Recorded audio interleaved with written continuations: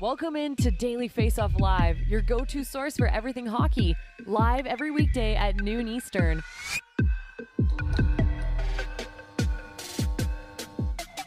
We've made it. Might have been like a scooter going down a hill with one wheel, but we've made it to the last show of 2022. Welcome into Daily Faceoff Live, everyone. It's a pre-Christmas December 23rd edition. He's former NHL netminder Mike McKenna. I'm Frank Seravalli, and this is Daily Faceoff Live, streaming live on Twitter, YouTube, as well as, of course, dailyfaceoff.com. Mike, what do you got on for the pre-Christmas show?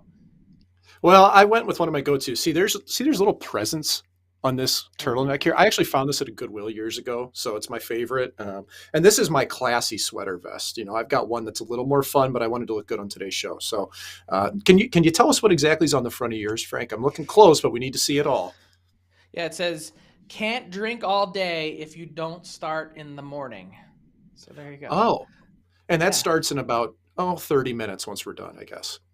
Yeah, I mean, I was really thinking that it's for the rest of the holidays, as you know, before I get started in dry January when I need to dry myself out. So we've got a week without shows. I guess you have an idea of what I'll be doing next week as we're lounging and getting set for 2023. Let's throw 2 minutes and 30 seconds up on the clock and let's talk about the calendar year 2022 that's soon to be in the rearview mirror. There has been no shortage of spectacular goals. And when you look at the leading goal scorers in the 2022 calendar year, no shock to see Austin Matthews there, Mike, with 57 goals, trailed closely by Jason Robertson, who had 55 in 85 games. And Mike, when you take a look at some of the other guys that have burst onto the scene this year, whether it's Tage Thompson and how special he's been, you see in the sixth spot there with 52 goals in just 78 games, outpacing guys like Sidney Crosby and Alex Ovechkin and Chris Kreider, who had a fantastic last season. What stands out to you as the number one goal of the year?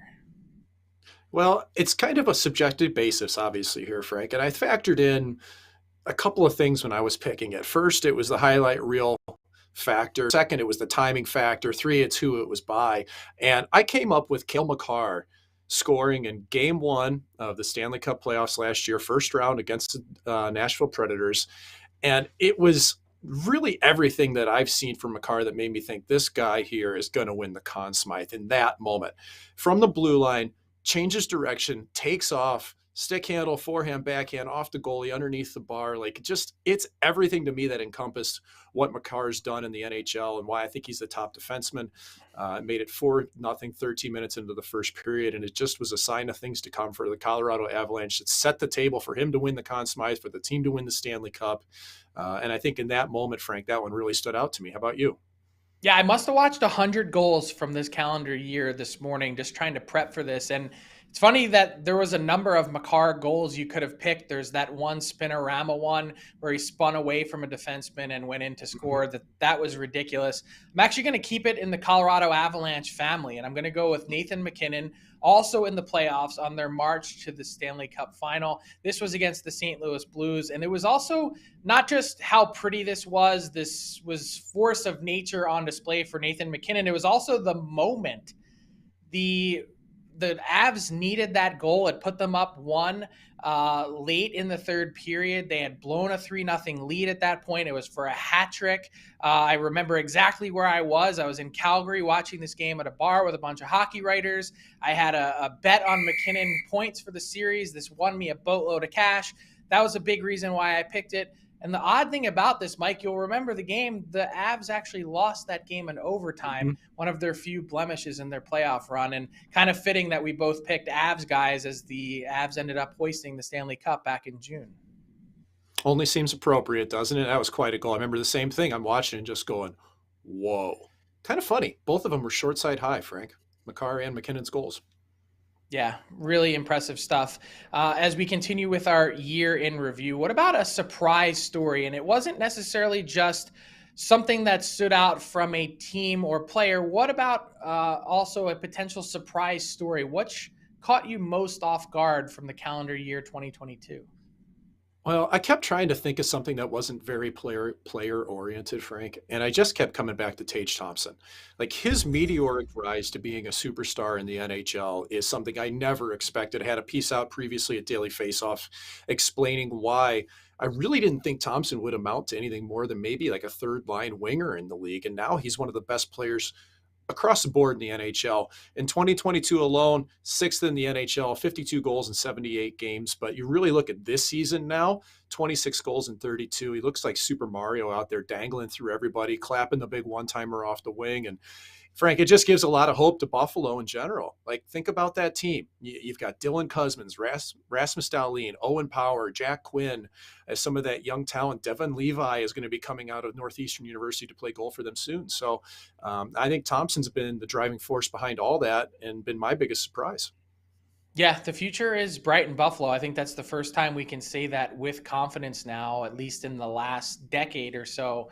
And Tage Thompson is a huge part of that. And we'll hand out some stocking stuffers in the Atlantic Division a little bit later on in the show. If the Sabres could only get a little bit of goaltending, you mentioned Levi on the way, then they could really turn into something. An .896 team save percentage this season so far, have given up some of the most goals in the Eastern Conference. For me, the biggest surprise, I'm going to stay in the Atlantic, and it's the Boston Bruins, because when you look at this calendar year 2022 as a whole, here's an incredible stat, Mike. There's still 4 games left to play in December for the Bruins, including Friday night's game, and they have a chance, 4 cracks, at setting the NHL record for most wins in the regular season in one calendar year. They will have 92 games. The teams that are ahead of them, Pittsburgh and Chicago, both did 64 and 65 wins in 90 games. So just a little perspective there, but it speaks to how impressive and consistent Boston has been, not just this season, but I guess since they lost in the first round last year, I didn't quite put together, even knowing that they had a 107-point season last year, just how strong they finished to be in this type of spot, to be able to set potentially a new NHL record. The Bruins have just been a beast.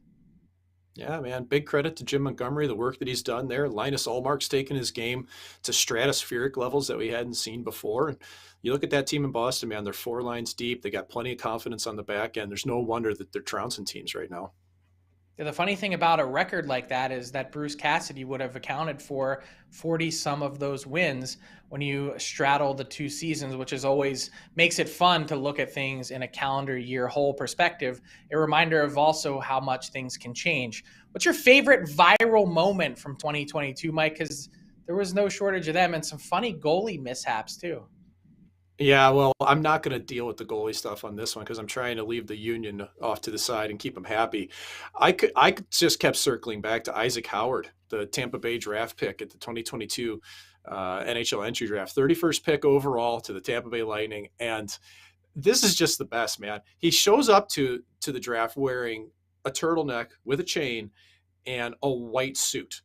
And he does this interview with Emily Kaplan of ESPN where he looks straight at the camera and he says, well, I'm the best looking guy here and I dress the best. I mean, he had an American flag belt buckle on and he looks at Emily Kaplan and goes, yeah, listen to this. I didn't know what was going to happen. I was getting a little nervous up there, but to hear my name called was, really awesome. You had one of the more unique fits of the night. Can you take us through your fashion choice? Yeah, I think, I'm the best looking guy here, and I dress the best, just to impress, so. So how long did it take you to come up with this outfit? I was just figuring out my draft outfit. I want to go with a turtleneck, because you don't see that very often, and no better time to whip out the white suit, so. And you're joining an organization that's now been to 3 straight Stanley Cup finals, winning 2 of them. What do you think makes the Lightning so special? I mean, again, I think they're the best draft picks. I think that's a steal of the draft right there. And that's why they're the best organization. Awesome. Congratulations, Isaac. Thank you. Thank you. Mike, perhaps Emily Kaplan Incredible. deserves the MVP for the viral moments because she's also a big reason why we ended up with this one from Louis Domingue of the Pittsburgh Penguins. You'll remember the spicy pork and broccoli.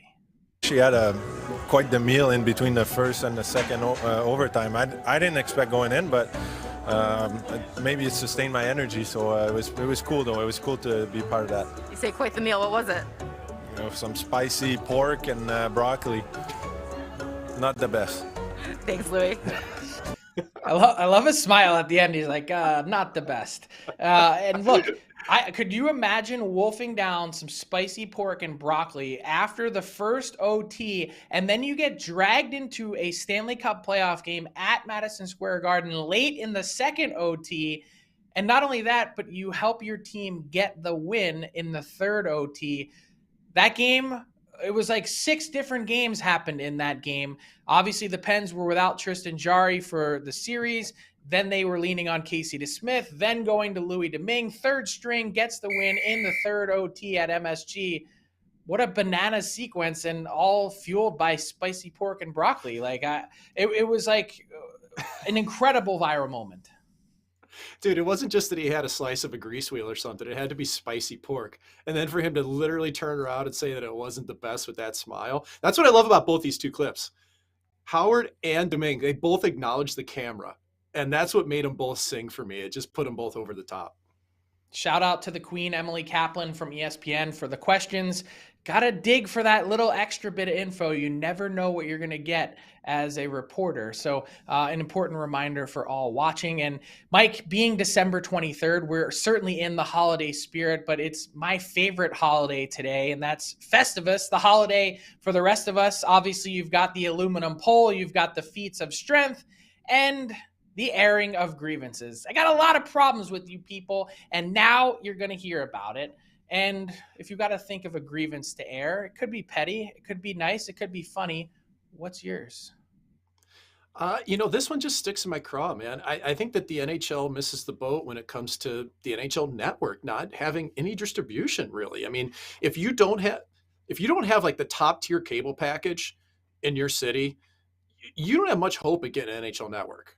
Okay. Streaming, it's not on YouTube TV. There's no standalone streaming app. And I look at the NFL network, 57 million homes, MLB network, 48 million homes, and NBA, 43 million. I couldn't even find the NHL's distribution because it's not anywhere near those. Take it as a loss leader. It's like the chickens. It's like the rotisserie chickens at Costco. Frank, they don't make any money on those at Costco, but you know what? They keep people coming back. And I think that's what the NHL network needs to be. Even if the NHL loses money on it, put it in every home you can. There are games that are strictly on network that people can't watch. I think it needs better distribution. And it's one of those things that drives me crazy. The rotisserie chicken, $4.99, has not changed price in 20 years at Costco. Well said by you. Alex, do we have this clip teed up? If you do, hit play. The tradition of Festivus begins with the airing of grievances. I got a lot of problems with you people. Now, you're going to hear about it. So good. It honestly never gets old. My grievance to air is pretty simple. It involves the NHL's salary cap. Mike, it's petty because it's all about me as a NHL insider, in that this was the most quiet December that you could ever think of. We've had basically 4 trades of significance to this point in the season, if you even want to call it that, outside of the deal for Nils Lundkvist right before the regular season started to Dallas from the Rangers for a 1st and 4th round pick. Everything else has kind of been moving up the deck chairs. Nothing to gnaw on in terms of transactions. No real even conversation. The phones aren't buzzing. No one has cap space. So it was incredibly quiet in the month of December. I'm hoping that things pick up in 2023, but I'm not holding my breath for January once the holiday trade freeze lifts, because it's still mostly the same problem. And I think hitting that holiday roster freeze, Mike, was an indication that NHL GMs really need a deadline in order to produce and spur action. We saw a few minor league trades take place right before the holiday roster freeze, just 12 hours to go.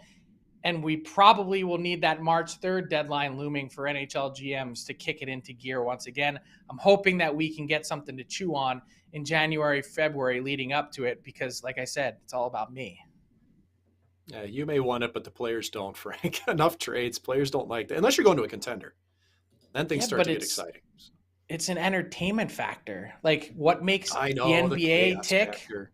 It's unbelievable. It's a constant buzz all season long. They make things happen. They just do. Let's get to some fantasy hockey talk with our boy Nick Alberga this week.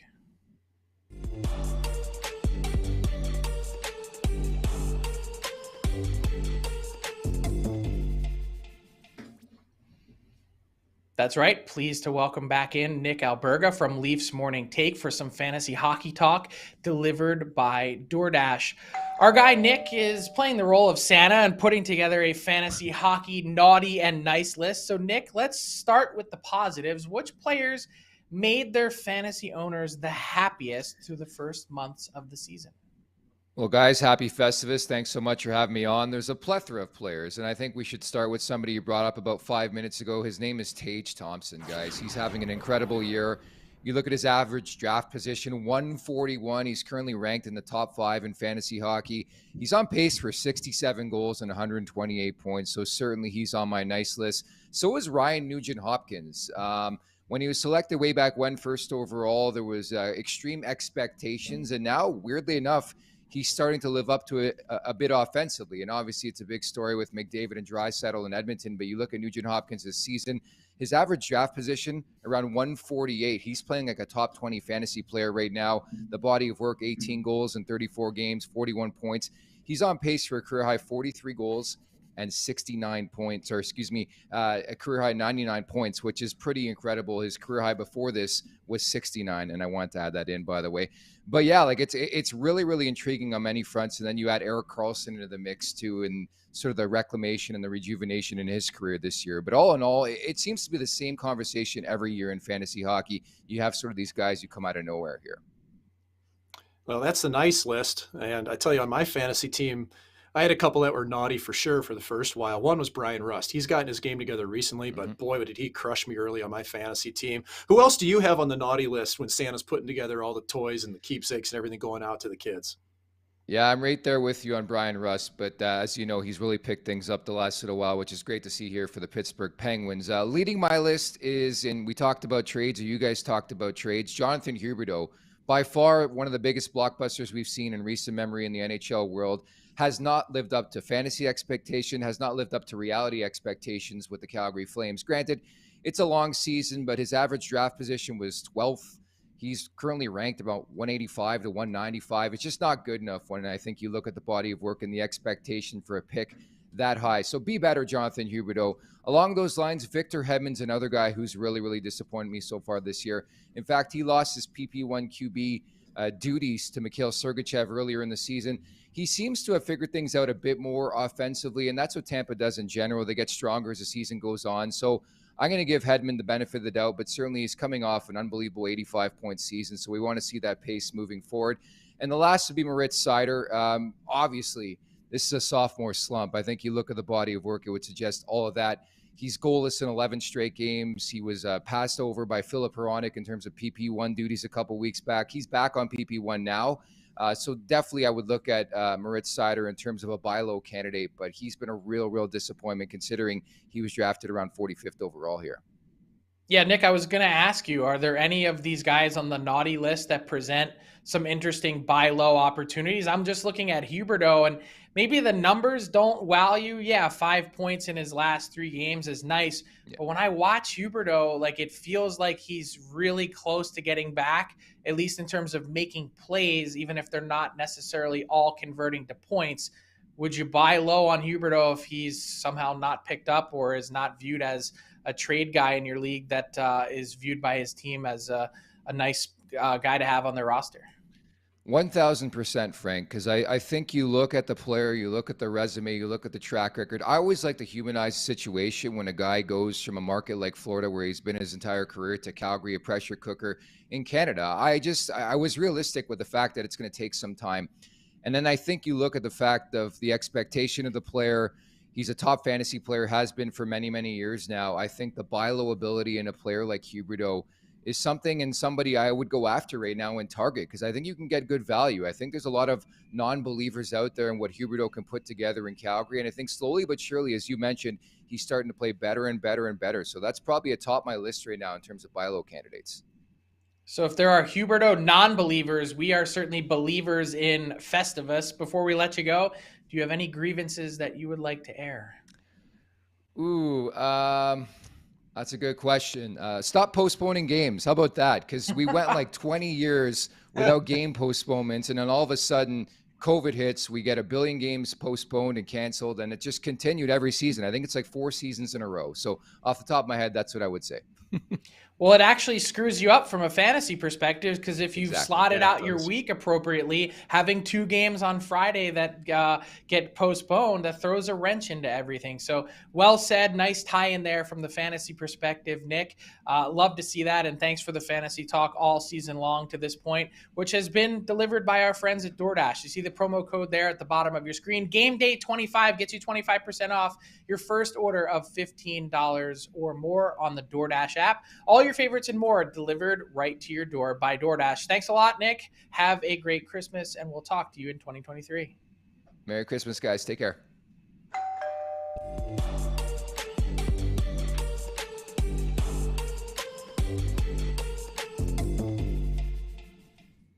Ho, ho, ho, Mike, you've got some stocking stuffers to hand out in today's Daily Faceoff inbox question of the day. We've been going through them all weekend long, sprinkling little treats around the NHL, and what's left today is the Atlantic Division.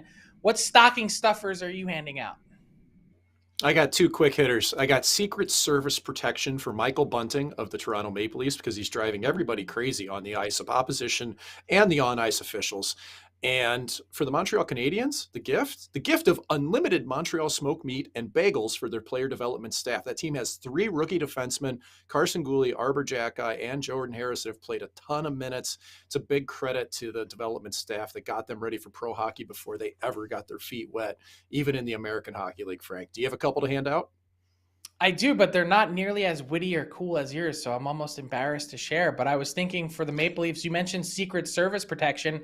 How about some beefed up protection for their goaltending, which has been great? And I know that this has been a hot topic or sort of hot take in Leafland, but when you consider just the holes that the Leafs have on their blue line from a sheer body perspective, and we know that Morgan Rielly is going to be coming back early in the new year, and TJ Brody's been in and out of the lineup, and Jake Muzzin is unlikely to return.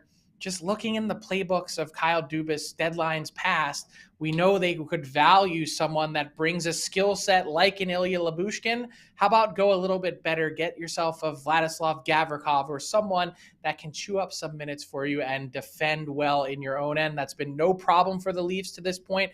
It doesn't mean they can't use more help. So that's one stocking stuffer. And we mentioned some goaltending for the Buffalo Sabres. What about a little help on their penalty kill as well? If they could just be a little bit better, get closer to league average in save percentage and penalty kill percentage, I think the Buffalo Sabres would be knocking on the door of the playoffs this year. It seems like it's going to have to wait one more year. Some goals for the Detroit Red Wings would be nice. You can go down the list, but I certainly like the Montreal smoked meat. Now you got me hungry, and that also has me hungry to do a little gambling as well, as we say Merry Christmas from the Daily Faceoff Live team. Look at Stephen Ellis there. What a cheese that is.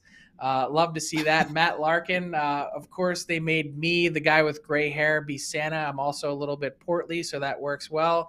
Tyler looks good with the Rudolph nose, and there's our boy Mike. He's just, Mike, you're dressed the same today as you are in the photo. I walk around like this for the entire week leading up to Christmas. Thank you, Frank. Yeah, love to see it, and love to see our guy Tyler Yaremchuk back for another edition of Daily Faceoff Pointsbet Daily Bets. What do you got today? Well, first off, I think I'm on a bit of a heater now. For the first time this season, I may be entering heater territory. 3 for 4 yesterday. I've now hit 7 of my last 8 bets here on the show. So I got 3 picked out for tonight's NHL slate. Well, actually 3 games, but 4 bets. Starting with that matchup at the top. Oilers on the puck line, plus 110. They're coming off an impressive puck line covering against the Dallas Stars earlier this week. They're back at home tonight, taking on a Vancouver team that is playing their second game in as many nights. We know Elias Pettersson had a big game for them against the Kraken last night, and they're expected to go with Colin Delia between the pipes, and he only has 1 NHL game under his belt all season. So I think it's a great spot to take the Oilers puck line. I also love taking the Hurricanes on the puck line at minus 130. This team is unbelievable right now. Piotr Fyodor Kochetkov is having a great season, and he's also one of the most lovable personalities in the game as well. If you want my favorite viral moment, it might have came from a couple of days ago with his post-game press conference. But I like the Canes to cover against the Flyers because the Flyers are junk, and as a little safety net, I'm also parlaying these two on the money line tonight, as well as a bit of an insurance. It pays out -110. I think that's a good spot as well. And my third play, I'm looking at the Nashville-Colorado game, and I just flat out don't think this one is set right. The Avalanche is -120 favorites. They're a really good hockey team, even without Nathan MacKinnon. Rantanen is producing at an unbelievable clip. They beat the Preds just a few days ago as well. Georgiev's playing unreal between the pipes for the Avs. And yes, the Preds have won 2 in a row, but before that, they were on a long losing streak. And their last win was against the Blackhawks, so not all that impressive. I love taking Colorado at -120 on the money line. And those are my 3 plays for tonight, Frank. Tyler, did I catch that in the post-game interview that his nickname is Coochie? Coochie, yes. So he's got the best nickname going in hockey as well. Who doesn't love a little Coochie, Frank? Yeah, everyone loves Coochie. That's fantastic. That's well done by you, joke. Tyler. Oh boy. Yeah, we got it. We're picking up what you're putting down. I love to see that. Thanks to Tyler for our daily face-off Pointsbet daily bet segment. That brings us to garbage time, Mike, as you trip over your microphone there. And before I cede the floor to you, as I normally do, just to point out the Boston Bruins have once again attempted to insult our intelligence. They released the review and findings from their review, which they continued to call an independent review. It's not really independent, guys, if you pay for it and orchestrate it yourself. But in this case, no real shock here that there will be no discipline, as the review found, quote, no misconduct, although they acknowledged that there was gaps in the club's procedure in their failed attempt to vet the signing of prospect Mitchell Miller, who they, of course, cut ties with 48 hours after signing him back in November. I don't know why we needed to go 6 weeks and pay all this money to this law firm and the former Attorney General in the U.S., Loretta Lynch, for essentially which was the Spider-Man gift that we've all seen on social media, just a bunch of people pointing at each other like, hey, what happened here? And wait, we don't have anything to point to? They had thousands of pages of apparently conversations and information to interview as relating to the Mitchell Miller signing, yet they didn't have anything to hang their hat on. Again, no discipline coming, no shock there. They insulted our intelligence back in November, Mike, when they said that new information came to light. There was nothing new with Mitchell Miller. They just didn't do their due diligence. And now this time around, dropping a report, the day before everyone goes on holiday break at 5 p.m. that says basically nothing, is just more window dressing, insulting our intelligence that we actually thought they were going to find something to begin with. So rather than end it on a Debbie Downer note, this has been an incredibly fun show. What do you got for garbage time?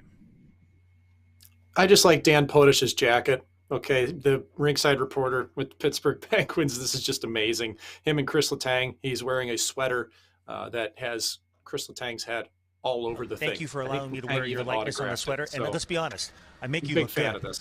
I don't know. I think it's the opposite. I make you look good. That's the Christmas spirit, Frank, right there. Merry Christmas, everybody. Yeah, I mean, his perfect response could have been, I thought this was supposed to be an ugly sweater.